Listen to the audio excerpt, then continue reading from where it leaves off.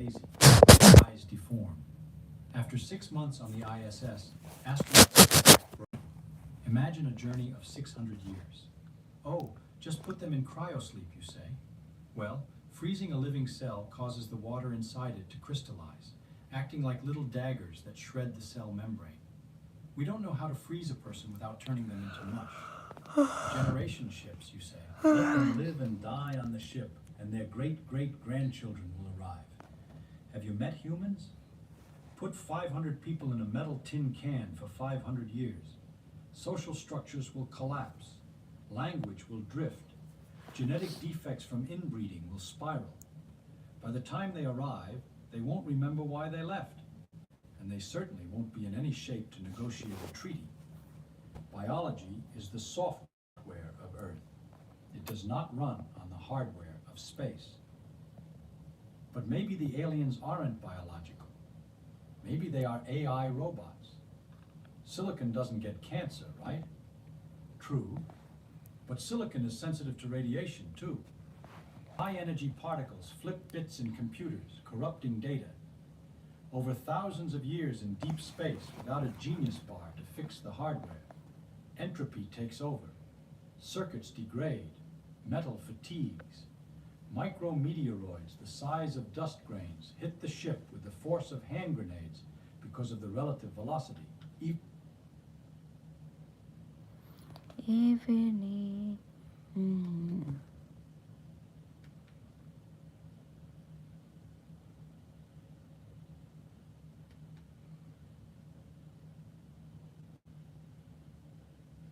Right now, at this very moment, you think you are made of atoms, tiny solid particles that build everything around you. Your teachers told you this, scientists told you this, everyone believes this. But what if I told you that atoms, the very foundation of everything you think is real, are not actually real objects at all? What if everything you were taught about the building blocks of reality was a lie? Look around you right now. Look at the walls, the furniture, your own hands. Everything seems solid, real, permanent. You have been told since childhood that all of this...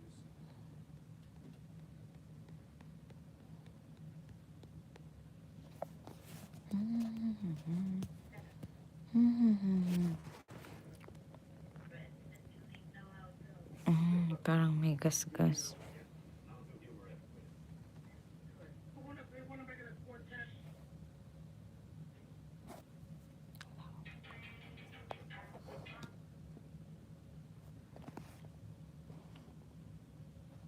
November 1870.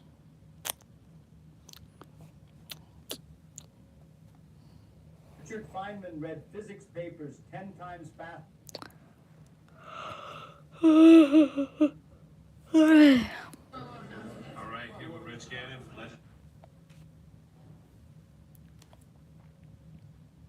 Light does something very strange.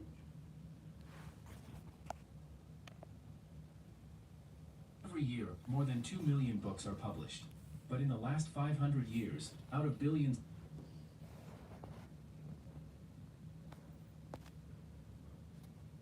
Otherwise it would take far too long. This is Leiden, where I attended a lecture by Professor Dennis Noble, who argues that Tempered pala to. Hello.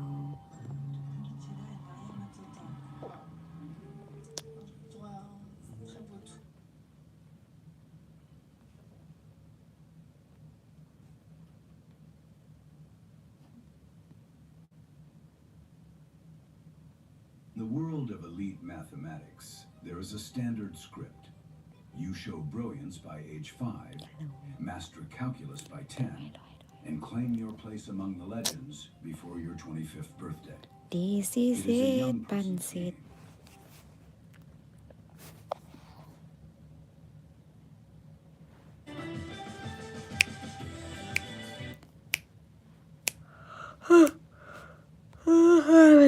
August 9th, 1943. Terry Allen's face stared out from newsstands across America. Time magazine had put him on the cover.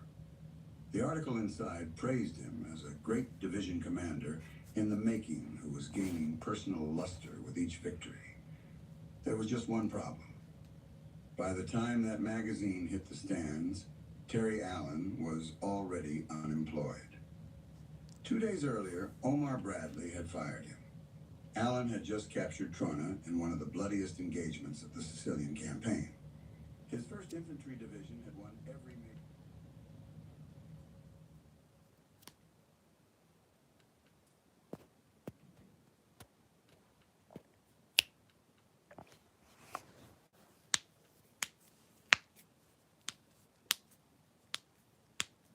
Blue chip stuff. I make 1%. I did make 1%. Paint sheets, it's 50.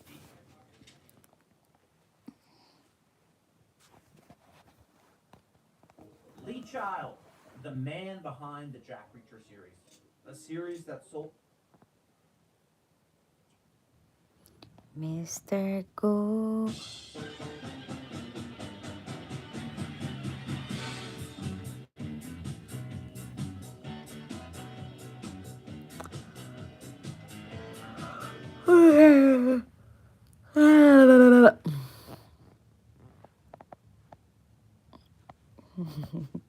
Did my nails is okay, honey? Did my nails was okay? My nails. This one, my nails. Without you doing anything except watering it once a week. One freshly cut log, drilled with Pretty? holes, inoculated with Pretty mushroom woman. spawn. That log produces 5 to 10 pounds of shiitake. Here's the Portland Japanese Gardens. It's really beautiful. Mm-hmm. Nervous system in this sewer of inflammation, and that's what cognitive decline is. Mr. Cupido. Think you understand freezing? Yes, You've seen I'm ice married. your entire life. You put it in your drinks. You slipped on it in winter. You've watched frost crawl across your windshield. Kamanichi. This girl is like, I don't know, 12 years old or something. Uh-huh. Japanese. And then she was Romanian and won the Olympics. Mm-hmm. Going away from everybody, just nobody had seen anything like her before. Yep, I think she's dead now. Because that's 2 old videos. This is the new Bearskin 4.0, and it comes with its own rank. Oh, send me a dozen, please.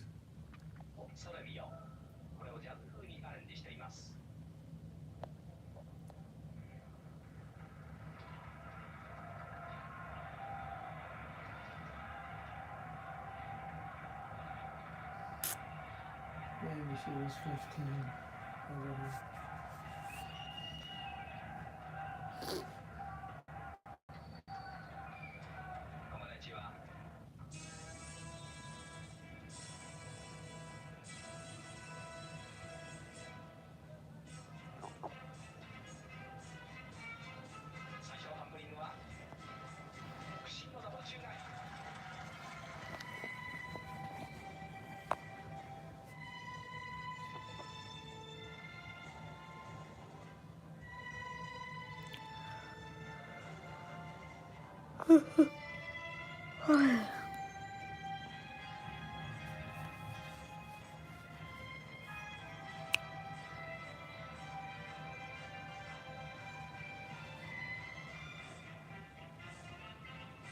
Wow. Wow.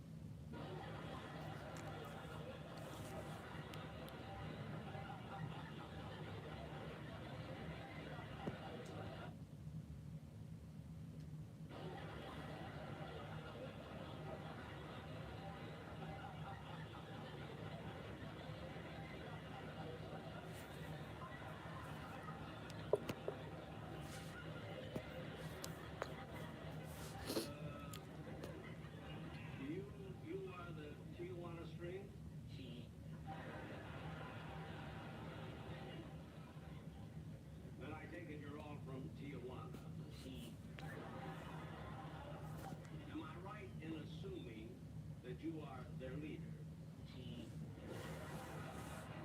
What's your name? Sai.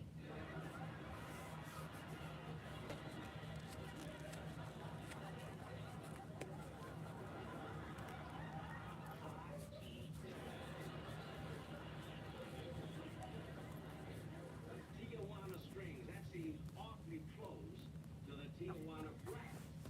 I mean, didn't they ever object to it? Well, what do they do? So.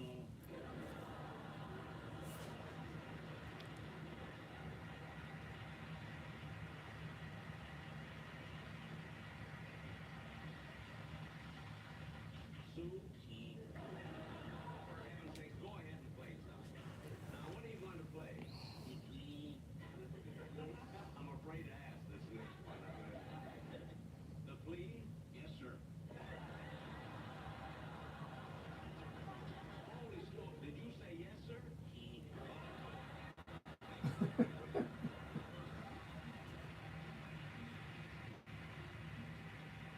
That guy with the bass there that spoke. If you ever saw a cartoon in the 50s or 60s, No, I'm not. he was the voice of almost every cartoon character. Ah, okay. He could change his voice. That guy or that? Yeah, the guy. With the guitar? Yeah, twirling the thing. Ah, okay. He had 100 different voices. Mm-hmm. He was just absolutely famous.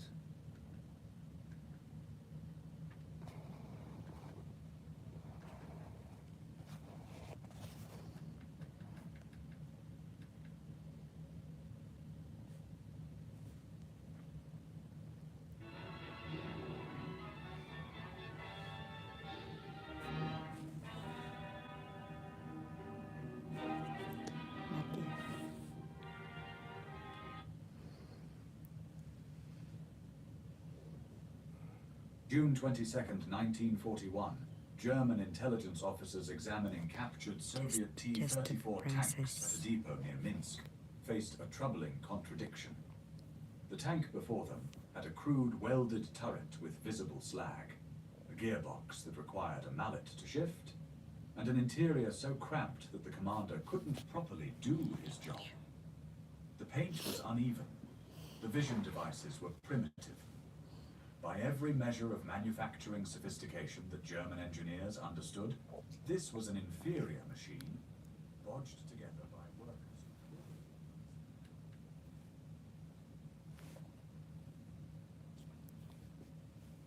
Let me tell you something that's going to sound absolutely crazy. Something that contradicts what you learned in school, what you've read in every book. Millions of people with neck pain switching to this weird-looking device. When you sit at your desk or use your phone, your head protrudes forward, and for every inch your head protrudes forward. Let me tell you something that's going to sound absolutely crazy. Something that contradicts what you learned in school, what you've read in every popular science book, what you've heard from every science documentary narrator. The Big Bang never happened. There was no beginning, no moment of creation, no singularity 13.8 billion years ago where the entire universe exploded into existence from a point of infinite density. Now, before you close this video thinking I've completely lost my mind, let me be very, very clear about what I'm saying. I'm not denying the Big Bang Theory. I'm not saying the universe isn't expanding. I'm not saying the cosmic microwave background doesn't exist, or that we can't trace the universe back to a hot, dense state 13.8 billion years ago. What I'm saying is that the picture of the Big Bang as a moment of creation, as a singularity where everything began, is almost certainly wrong.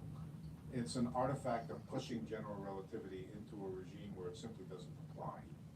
And when you actually apply the right physics, quantum mechanics, quantum gravity, whatever the correct theory turns out to be, the singularity disappears. The beginning disappears. I'm Leonard Susskind, and I've been working on the fundamental problems of cosmology and quantum gravity for my entire career. And I can tell you, the idea that the universe began in a singularity is almost certainly false. Let's start with what we know. What does the Big Bang Theory actually we say. The Big Bang Theory says that the universe is expanding. Galaxies are moving away from each other. Space itself is getting bigger. And if you run this expansion backward in time, if you play the movie in reverse, you find that the universe was smaller in the past, denser in the past, hotter in the past. 13.8 billion years ago, the entire observable universe was compressed into a region smaller than an atom. The temperature was trillions of degrees. The density was incomprehensibly high. This is what we call the early universe, the hot Big Bang phase. And we have extraordinary evidence for this. The cosmic microwave background, the faint glow of radiation that fills all of space, is the afterglow of this hot, dense phase. It's a snapshot of the universe when it was only 380,000 years old, cooling from trillions of degrees to a few thousand degrees. And the patterns in that radiation match the predictions of the Big Bang Theory with stunning precision. So the Big Bang Theory works. It's one of the most successful scientific theories ever developed, but it has a problem, a deep, fundamental problem that physicists have known about for decades. If you keep running the expansion backward, if you keep extrapolating to earlier and earlier times, eventually you reach a point where the density becomes infinite, the temperature becomes infinite, the curvature of space-time becomes infinite. General relativity predicts a singularity, a moment, t equals 0, where the laws of physics break down completely. And this is not some minor technical detail. This is general relativity telling us, in the loudest possible terms, that it doesn't work at t equals 0. The equations blow up, they give nonsensical infinite answers, the theory is breaking down. Now, some people hear singularity, and they think that's just what the Big Bang is. The universe began in a singularity. That's the creation event. That's where it all started. But that's not what a singularity is. A singularity is not a physical thing. It's a mathematical breakdown. It's the theory waving a white flag and saying, I don't know what happens here. You need better physics. Think about it this way. Imagine you're using Newtonian physics to describe the motion of a baseball. You throw the ball, and Newton's laws tell you exactly where it goes. But then you decide to calculate what happens if you keep accelerating the baseball faster and faster, approaching the speed of light. Newton's equations start giving you nonsensical answers. The mass of the baseball becomes infinite. The energy becomes infinite. Does that mean there's a singularity when the baseball reaches the speed of light? No. It means Newtonian physics doesn't work at those speeds. You need special relativity. The Big Bang...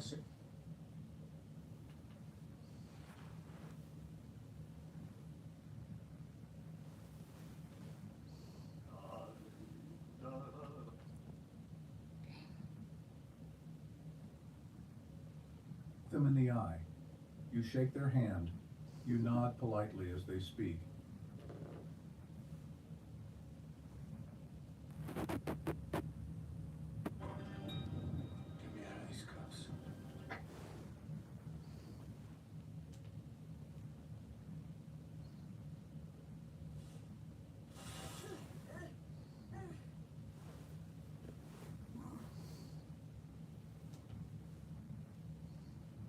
In 1967, the song won a Grammy, best song of that year.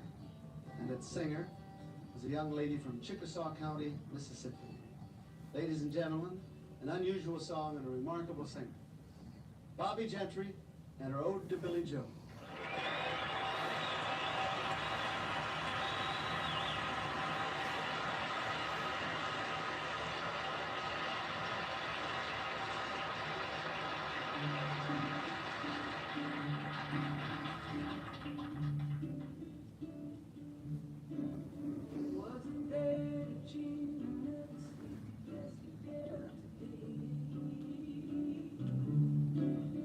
I was out chopping cotton and my brother was baling hay.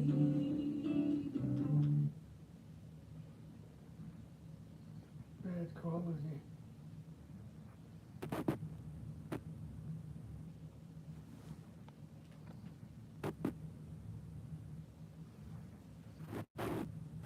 And man, you just walk it.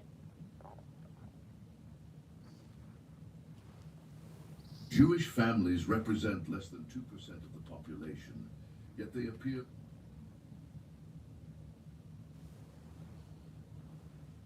Carol, come and look! I know Ali said it was funny, but no one makes visual humour of this story.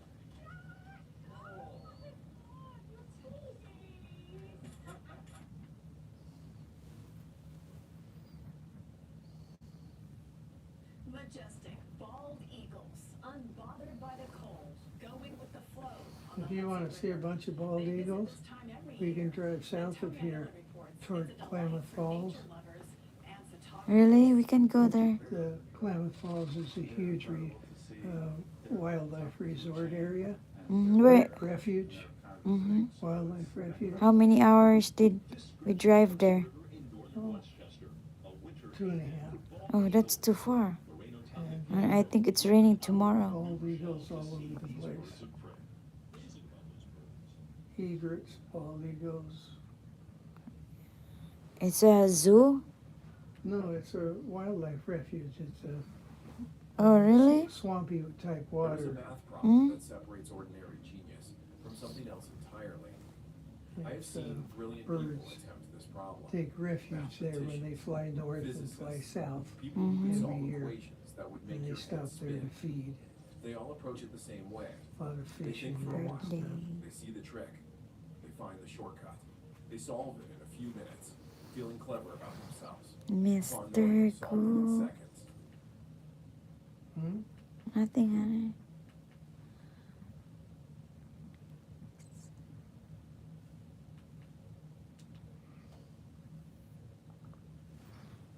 Husbands, if you found the love of your life, get her this. It comes in a heart-stopping red rose surprise box, and on the inside, there's another hidden surprise. A beautiful necklace and a message that says, "To my beautiful wife, I didn't marry you so that I could live with you. Skip I up. married you because I can't live without." Cold wind of Mongolia. Meow, meow, meow, meow. Meow, meow, meow, meow, meow. In the year Meow, meow, meow, meow, meow, a meow. Mongol army of 50,000 warriors prepares for what will be, without them knowing, the last great battle of their empire. Men who carry in their veins the blood of the most feared conquerors in history. Direct descendants of those who once ruled from the Pacific to Eastern Europe. In front of them, on the horizon, the red banners of the Ming Dynasty are already visible. These are not the submissive Chinese their ancestors easily subdued a century earlier. This time they are 80,000 disciplined soldiers, armed with the best technology, led by brilliant generals with a clear objective: to exterminate the last vestige of Mongol power. How did the heirs of Genghis Khan arrive here? How is it possible that the largest empire the world had ever known is now cornered, fighting not to expand, but to survive? This is not a tale of glorious rise. It is the chronicle of a spectacular fall. The story of how the greatest land empire of all time fragmented, weakened, and was finally brought to its knees. Welcome to the Battle of Lake Bur, the moment when the legacy of Genghis Khan was broken forever. If you have ever wondered how empires that seemed eternal fall, or how the conquered eventually become conquerors, this account will answer your questions. Give this video a like, subscribe to the channel, and join me to witness the final act of the Mongol saga, the day the steppe wolf stopped howling. What you are about to witness is more than a simple battle. It is the end of an era. It is the twilight of an empire that changed the world forever, but could not change its own destiny. Are you ready to discover how the heirs of the great Khan fell? Keep watching. To understand the magnitude of what happened at Lake Bur in 1388, we must travel more than 150 years back, when a tribal leader unified the Mongol clans and changed the course of world history. Temujin, the man the world would know as Genghis Khan, was born around 1162 in the harsh Mongolian steppes. His childhood was marked by tragedy. His father was poisoned when he was only 9 years old, and his family was abandoned by their clan, condemned to survive in extreme poverty, hunting rats and gathering roots. The young Temujin learned lessons no prince in a palace could have learned: hardness, perseverance, and relentless determination. What forges the character of a conqueror? Privilege and wealth, or adversity and struggle? The story of Genghis Khan gives us a clear answer. By 1206, after decades of wars and strategic alliances, Temujin achieved the impossible, unifying all Mongol tribes under his command. The steppes that for millennia had been home to scattered and warring clans became the foundation of a nascent empire. In a great Kurultai assembly, he was proclaimed Genghis Khan, the universal ruler. What followed was the most successful and devastating military campaign the world had seen. In less than 3 decades, the Mongols conquered a territory stretching from Korea to Eastern Europe. Ancient cities like Samarkand, Baghdad, and Kiev were reduced to ashes. Ancient empires that had resisted for centuries fell in months. The world population decreased by approximately 40 million people due to these conquests. Why were the Mongols so successful? The answer lies in 3 key factors: mobility, discipline, and innovation. Unlike the sedentary armies of the time, each Mongol warrior had several horses, allowing them to cover up to 160 kilometers daily, an unthinkable feat for any army of the era. Their military organization, based on the decimal system, allowed perfect coordination between units, and their ability to adopt foreign technologies, from Chinese engineers for sieges to Persian administrators to govern conquered territories, gave them critical advantages over their enemies. For the Chinese, the Mongol conquest meant an unprecedented humiliation. The sophisticated civilization that had invented gunpowder, the compass, and printing fell to what they considered uncultured barbarians. In 1271, Kublai Khan, grandson of Genghis, completed the conquest of China and established the Yuan dynasty. For the first time in its millennial history, China was ruled by foreigners. For nearly a century, the Mongols dominated China with an iron hand. Ethnic Chinese were classified in the lowest category of society, even below non-Mongol foreigners. They were forbidden to learn Mongolian, bear arms, or access government positions. This systematic humiliation planted the seeds of resentment that would germinate in the Ming Rebellion. But even at its peak, the Mongol Empire contained the seeds of its own destruction. Unlike other civilizations, the Mongols never completely abandoned their nomadic tradition of dividing territory among the ruler's sons. After the death of Genghis Khan, the empire fragmented into 4 khanates: the Yuan in China, the Golden Horde in Russia, the Ilkhanate in Persia, and the Chagatai Khanate in Central Asia. At first, these khanates maintained a fraternal alliance. But as generations passed, family ties weakened, and each khanate began to follow its own path, sometimes even clashing with one another. The unity that had made the Mongols invincible began to crack. Meanwhile, in China, the Yuan dynasty faced its own problems. Kublai had tried to balance ruling as a Chinese emperor while preserving Mongol identity. His successors, however, lacked his vision and political skill. Many of them, raised in luxurious palaces, lost the hardness and pragmatism that characterized their steppe ancestors. Administration became corrupt and inefficient. Taxes increased to finance failed military campaigns against Japan and Vietnam. Disastrous monetary policies led to runaway inflation. And to make matters worse, nature seemed to turn against the Yuan. Catastrophic floods of the Yellow River in the 1340s were followed by outbreaks of bubonic plague that decimated the population.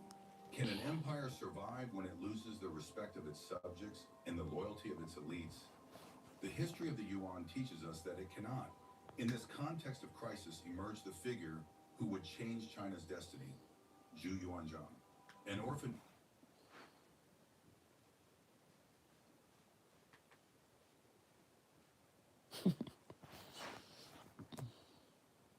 crisis emerged the figure who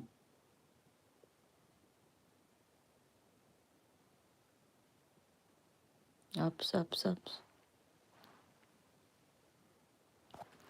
Aubrey Plaza, she's a hoot. Do you have siblings? I have 2 younger sisters. Oh, and are they interested in your career in show business and such? Yeah, I would say that they're interested. Do they want to be actresses? My middle sister does not, I don't think, and she's an environmental design major. And What does that mean, environmental? I'm not sure. She designs, eco-friendly. I don't really know. I'm just lying. I don't know. You're just lying about your sister. Lies. Yeah, it's all lies. Do you have a sister? Do you have any sisters? No. No sisters. There's something wrong with you. Yes, I know. Do you have siblings? I have 2 younger sisters. Oh, and are they interested in your career in show business and such? Yeah.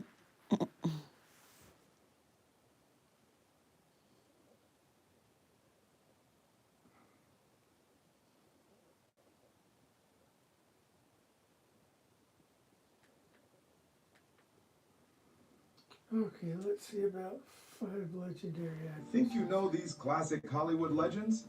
These rare facts will surprise you. Jane Wyman, long before becoming an Oscar-winning actress, actually started in showbiz as a teenage radio singer, using a fake age and a made-up biography just to get hired. Hayley Mills, Disney's Golden Girl, once received 2 identical Oscars for the same performance, because the Academy couldn't decide how to classify her groundbreaking child role.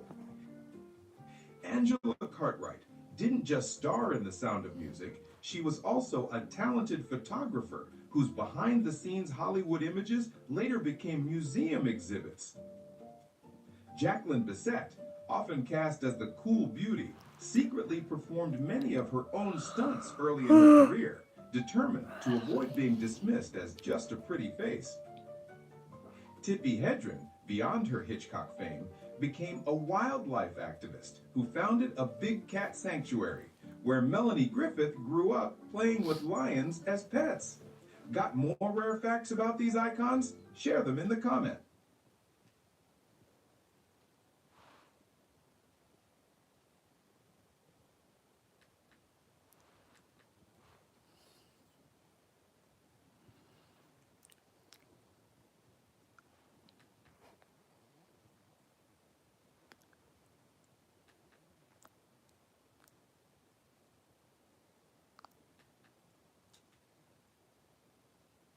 I had a stroke when I was 20.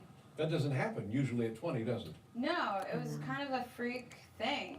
The right side of my body stopped working, and I like looked down at my arm, and I was like, whose arm is that? It's not connected to my body. And then I wasn't able to talk. I had expressive aphasia for the next couple days. And my friends actually thought I was kidding, because I was always doing like weird jokes, and they were like, cut it out. And I was like, weirdest things were coming out. I could say some words, like when I was in the hospital, like they kept asking me how old I was, and my much older boyfriend at the time was there with me, kind of fielding these questions from the doctors.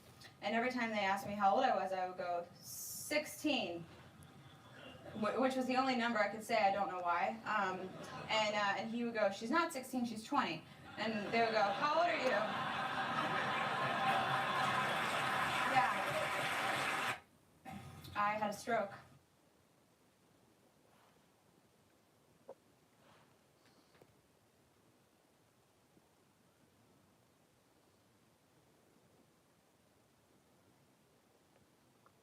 What the hell is this?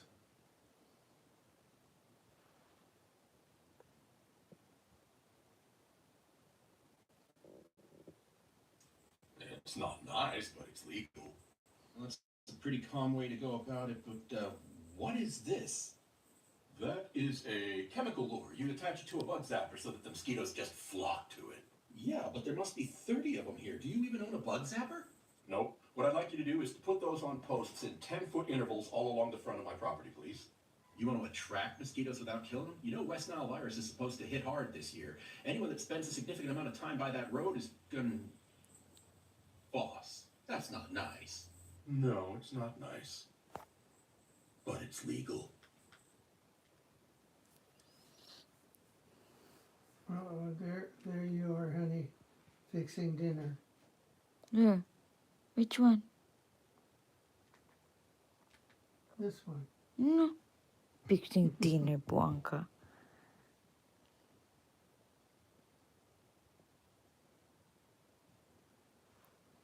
Ooh, what's this? Perfect body. Huh? Perfect body. No, She's a perfect body. This one right here.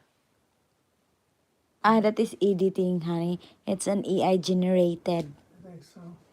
Yeah, it's an AI generated.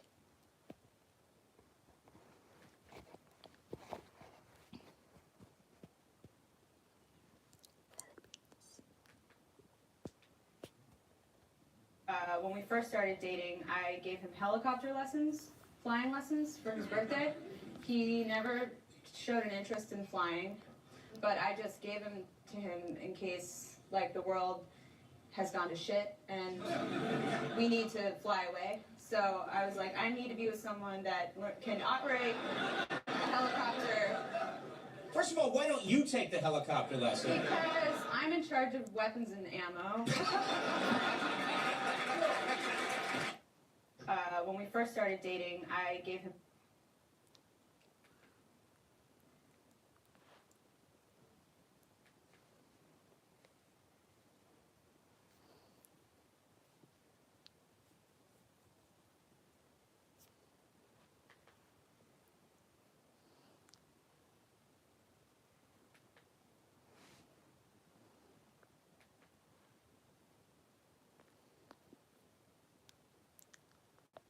Let me start by saying something that might surprise you.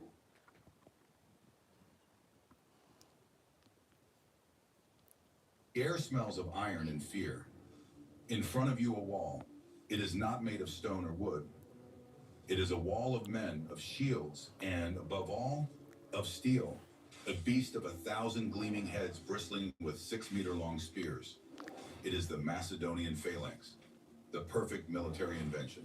The engine that drove Alexander the Great to the edges of the known world.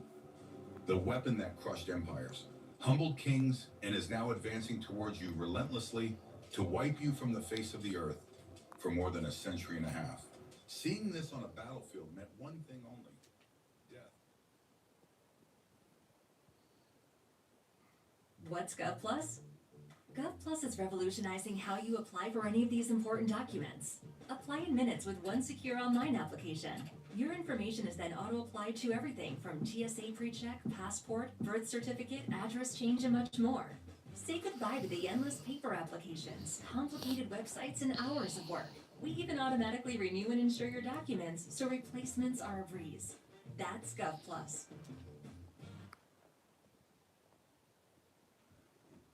No strategy, no bravery could stand against that wall of pikes.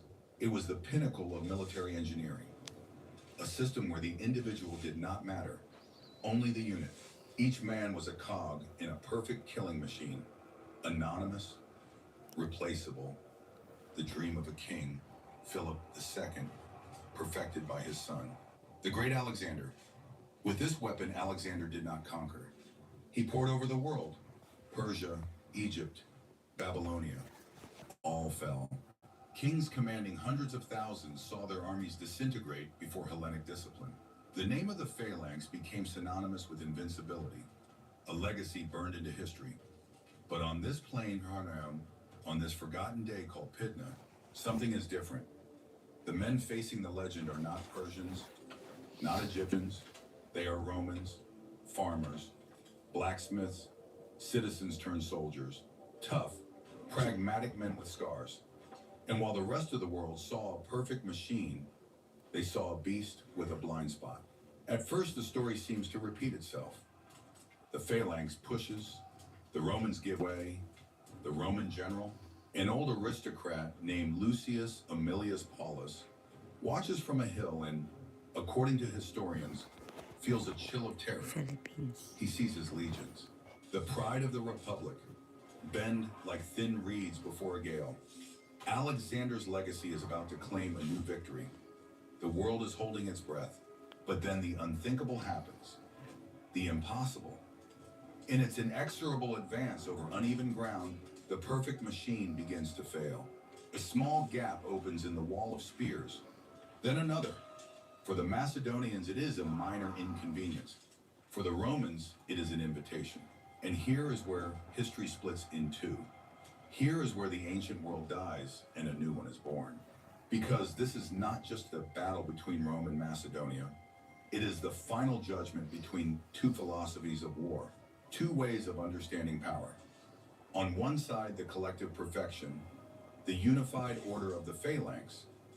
On the other, the lethal flexibility, the controlled chaos and individual initiative of the Roman legion.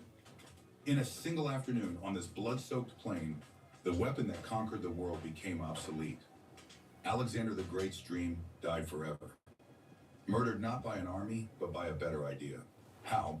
How could a legion, considered by many Greeks as a mob of undisciplined barbarians, dismantle the most feared formation in history piece by piece?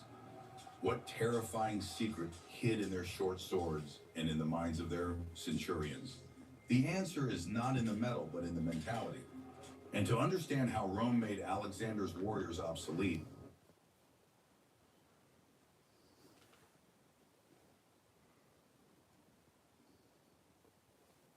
April 11th, 19... Not a child, you're a man, so stop wearing so many layers to go outside and get the bearskin tap. 11th, 1951. Lieutenant General Matthew Ridgeway was in his tent in Korea when the secure phone line rang. It was the Pentagon. The voice on the other end told Ridgeway that President Truman had just fired Douglas MacArthur. Ridgeway would take command of all United Nations forces in Korea within 24 hours. Ridgeway sat in stunned silence. MacArthur was the most famous general in America. He was a living legend who had commanded the Pacific Theater in World War II, and Truman had just relieved him in the middle of a war that was going badly. Ridgeway understood immediately what this meant. If the war continued to go badly, everyone would blame the unknown general who replaced the legend. If American forces were driven out of Korea, Matthew Ridgeway would be remembered as the man who lost after MacArthur was fired. The political pressure would be enormous. Republican senators were already calling Truman's decision treasonous. MacArthur would return to America as a martyr, and Ridgeway would be left holding a disaster. He had inherited an army that had been shattered by the Chinese intervention. The Eighth Army had suffered one of the worst defeats in American military history just months before. They had retreated 120 miles and lost Seoul. Ridgeway had retaken Seoul in March with Operation Ripper. But the Chinese were preparing another massive offensive. The question wasn't whether Ridgeway could win. The question was whether he could avoid total catastrophe. Matthew Ridgeway was 56 years old in April 1950.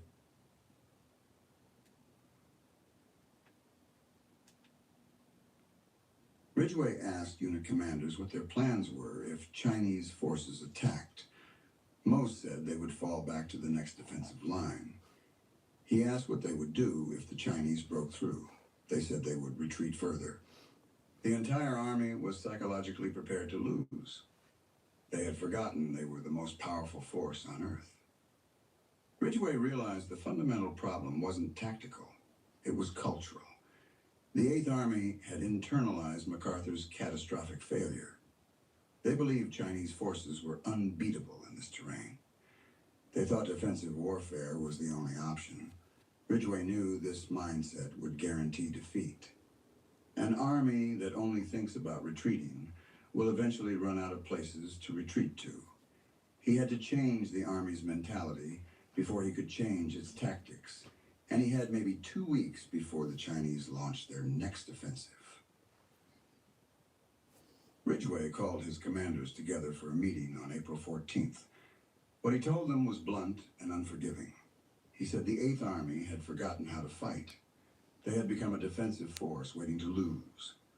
That was going to change immediately. Ridgeway announced he would be at the front lines personally. He would wear his combat grenades where every soldier could see them. When troops saw their commanding general in the fight, they would understand what was expected. The days of commanding from Tokyo like MacArthur were over. Ridgeway would be with his soldiers. He told his commanders they would start offensive operations within days, not major attacks. Small, aggressive patrols. The goal was to find Chinese positions, engage them, and force them to react. The Eighth Army needed to remember it could attack. It needed to stop thinking of itself as a victim.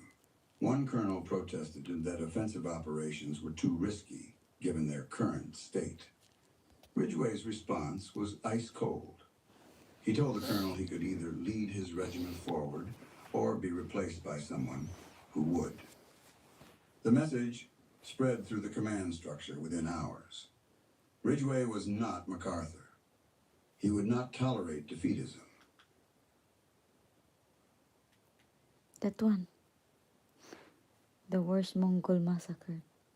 It's 5 in the morning on the 15th of August.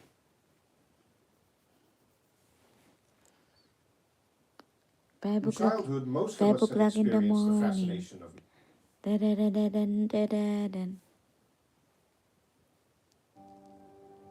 Liberals and the media, but they're the same thing. Liberals and the media just hate Republicans. The MAGA movement, folks, it does. Folks, that. Private club in Dallas had just denied entry to John Wayne, the most famous movie star in America, because he had arrived with a black colleague from the film industry. The doorman was polite but firm. The club did not permit mixed company. John Wayne could have argued. He could have used his fame to force his way in. He could have created a scene that would have made headlines across the country. Instead, he did something that no one expected. What happened over the next 3 hours would change the lives of everyone in that club, destroy a decades-old institution, and become one of the most legendary untold stories in Hollywood history. The Petroleum Club of Dallas occupied the top 2 floors of the Mercantile Bank.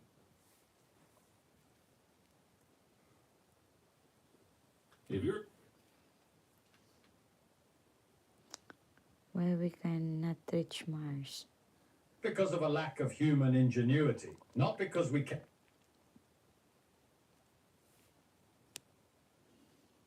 You have been told this story before. You heard it framed as inspiration.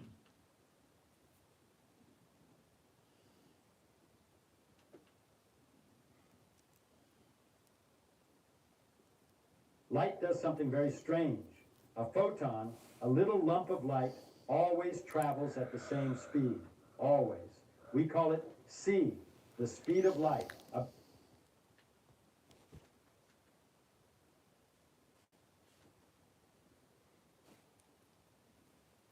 Honey, did you put the plate Morning mist hung thick at the over the dishwasher? Hmm? Did you put the plate? Did you arrange the plate at the dishwasher? Mm-mm. No? Look up at the stars tonight. I will. Go outside, pick a bright one.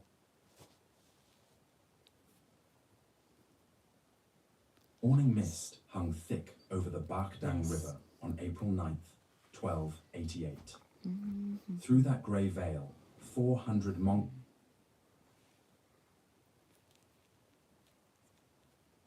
A secret written in their genes for 1,500 years has finally been decoded.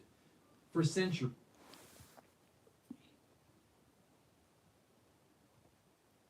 Imagine the scene.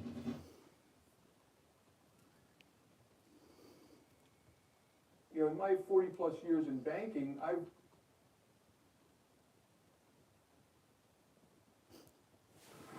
You were not starving for food. You were starving for... You're starving my BOBS. History What is that, honey? You're starving my BOBS. We started with nothing, and layer by layer, built the world. BOBS? You didn't know that? BOOBS. 1942, South Pacific, 4:17 a.m. Before the first light of dawn. And then you're starving my PUSSY. What if I told you that eliminating stubborn odors from your home could be as simple as choosing the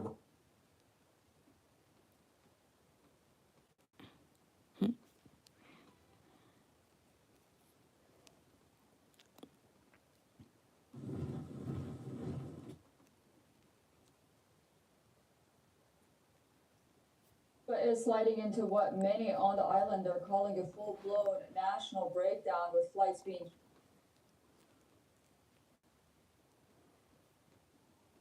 September 21st.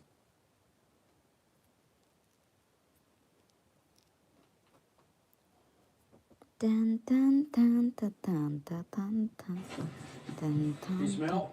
Dun dun dun You asking me dun. if I need some help or Dun dun if I'm dun still in dun this car? dun dun. Okay, fine. Are you stealing this car? Dun dun.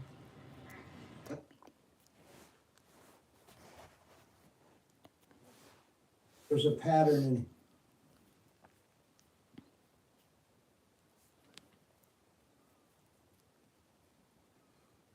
Ching ching ching. Imagine watching your best tank round bounce harmlessly off enemy armor, while their shell turns your Sherman into a burning coffin.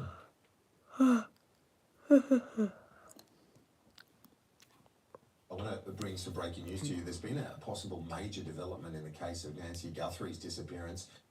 Oh, God. Oh, God. I think she was the only person in the world. Oh, God. Oh, God. Oh, God. Oh, God. Oh, God. Scott, I'll start with you. When you watch this 1 video, minute. what stands out to you about the person's behavior 1 and body minute. 1 language? minute. You Oh, think you know God what the will make universe is. a way, and it seems to be okay. Love and be okay, and He will make a way for me. He will be my guide. And Joining me now is the author of international bestsellers, including his latest work on democracies and death cults, Douglas Murray. I'm keen to get your thoughts on what's been happening in Australia.